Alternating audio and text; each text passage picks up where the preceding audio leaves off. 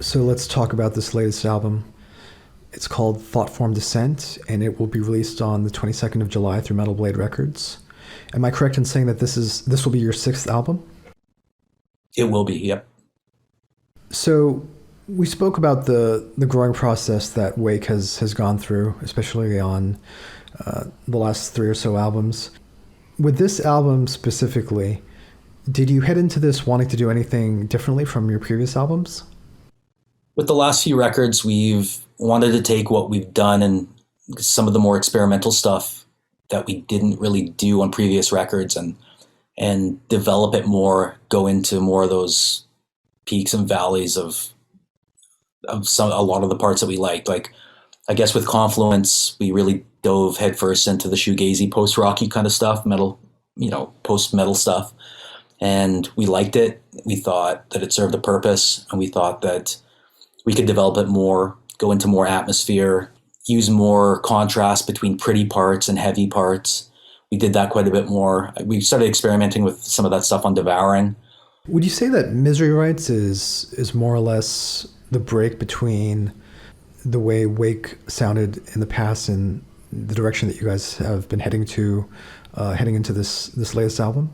I would say that's when the more atmospheric stuff started happening, and I guess the more blackened approach compared to the rest of the records. I would say that False and Sowing were more straight ahead grindcore records. We did experiment with a little bit of discordant stuff on Sowing, but Misery Rights is really where it started to venture off, and we got to kind of do, I don't know, I think we kind of quit caring about being limited to any kind of genre. Like, I think it all kind of falls under that extreme metal tag, but I think that at that point we just quit caring and kind of just did whatever we wanted to. Is there a reason you guys quit caring? I mean, that would have been roughly around 10 years for the band, right? For Sowing? No, for Misery Rights. Oh, Misery Rights. Yeah, I think, yeah. Yeah, I guess it would be. Maybe, no, that would probably, yeah, 7 or 8 years. Same thing.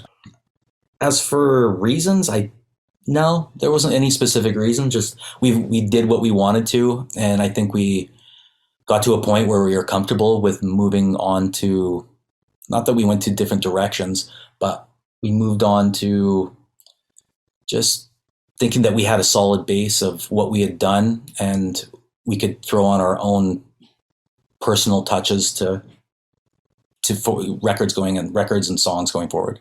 Let's talk about the songwriting for Thoughtform Descent. When did you guys actually start writing the songs that are on this album? We started writing those directly after Confluence. So with COVID, all of our touring plans got shut down for touring Devouring Ruin. And I think the record came out in March, and March was the month that's when the whole COVID epidemic happened and everything was shut down. So we had a tour with Origin, Beneath the Massacre booked, and that was completely, shut down, didn't happen. So we decided we're going to use that time to start writing more songs. So we did Confluence, and directly after Confluence came out, Metal Blade hit us up and they were interested in doing a record with us. And we just instantly started writing then again. And we've been on such a songwriting kick that it was just natural to just keep going. We'd been writing so much music that we just kept going with it. So I think it was probably a month or two after Confluence came out that we actually dug into Thoughtform Descent and started spitting out the tunes. With the lead time between releases a lot closer between Thoughtform Descent, Confluence, and Devouring Ruin, do you think that affected the sound of this album? Like, do you think you were more apt to write in a different way and to experiment with new things, considering how recent your last two releases were? I definitely do. I think that it's the strongest we've ever been as a band, songwriting-wise, and also the strongest we've been personnel-wise. This lineup is the first, I think, since Misery Rights. We've had the same members since Misery Rights, so that's helped a lot. And we just got in such a groove, and we're just all locked in for, years, like actual years of songwriting. And it was just very natural. and very easy to continue off and grow from those records when they were so, they were just a year or couple months past. Every other record we've done, we've had, 2 years in between, and we've taken some breaks or whatever. But no, we just kept going with from Devouring to Confluence to Thought Form Descent and some other stuff and some demos and stuff in between. But yeah, it was a wild ride for a couple of years. It seems like the tendency on these most recent releases is for longer songs. Is there a reason for that? Were you guys intentionally trying to expand the way that your songs flow, as opposed to the earlier kind of short, sharp grindcore, hardcore style that you guys started with? Or is this tendency more or less unintentional? I guess it's intentional and not. It's just some of the riffs call for it. It's really hard I just feel like some of the riffs were longer and they needed more time to really sink in and to develop in the songs themselves. So I think it was just natural. Like, we did a lot of sludgy stuff in there as well in a lot of the long songs. I find that the longer songs have sludgier parts, and I just felt that the sludginess, the atmospheric vibes and the riffs they just called for being longer. Some of the songs are, we have 4-minute long songs still, but some of our songs have gotten up to 10 minutes long here and there too. But it's all because the song calls for it. And I don't know, I guess it would sound strange if they weren't that long. And we know, because we wrote and rewrote those songs probably about 1 billion times. So we tried everything. Is repetition more important to you now, or do you have more of an appreciation of repetition now than you guys did in your earlier years? I do. Definitely. If the riffs are good, people want to hear those riffs again, and I want to play those riffs again. I want to play them over and over again because it's a solid riff, and I think it's also the way we write songs. We like to come back to stuff at certain parts. A lot of times when you come back to parts, it's a lot. It hits harder, I guess.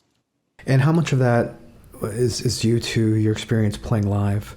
Do you feel like repetition hits people in a different way in a song? I definitely do. I'm a sucker for people coming back to riffs, coming back to certain parts. I mean, if a song's good and you play it well, you do a good job, you can play a 20-minute song, if that makes sense. Yeah, absolutely. So I know this isn't necessarily your area, since your vocalist Kyle writes, I believe, most of the lyrics. He does. He writes all the lyrics. But do you want to say anything about the lyrical approach and the concepts on Thought Form Descent? That's a tough one for me, just because it's kind of Kyle's area, and Kyle's kind of personal about his lyrics. Sure. I know that the Thought Form Descent isn't based on any kind of real personal stuff, but it's a personal story, a story of journey that Kyle came up with as a whole. That's kind of his thing. And I believe Kyle has spoken about the way that the songs are tied together in a, not necessarily narrative fashion, but somehow linked thematically.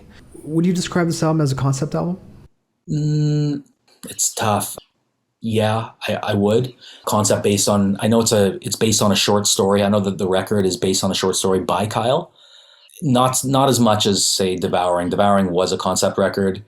And yeah, I think loosely it is. Is this also something new for the band, having your most recent albums, having the songs tied together through themes and concepts?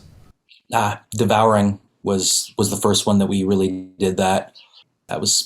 Record was based on personal hardships that Kyle was going through at the time. And this one, Confluence wasn't, but this one is roughly based on a character of again, Kyle's short stories.